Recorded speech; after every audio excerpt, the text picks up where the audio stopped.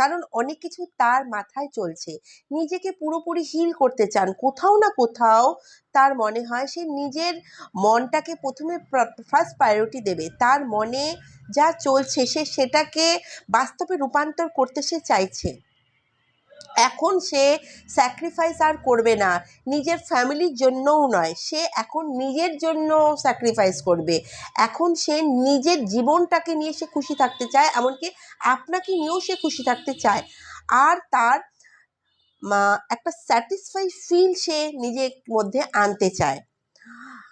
সে জানে তার লাইফে সে অনেক সময় নষ্ট করেছে। কোথাও না কোথাও এই পার্সেন্ট অনেক আগের কথা ভাবছে, ফিউচার নিয়ে কথা ভাবছে, আপনার সঙ্গে থাকার কথা, আপনাকে নিয়ে স্টেবল কানেকশনের কথা ভাবছে। সামনের সময় সে আপনাকে কমিটমেন্ট দেবে, এমনকি প্রমিসেস করবে আপনার সঙ্গে থাকার।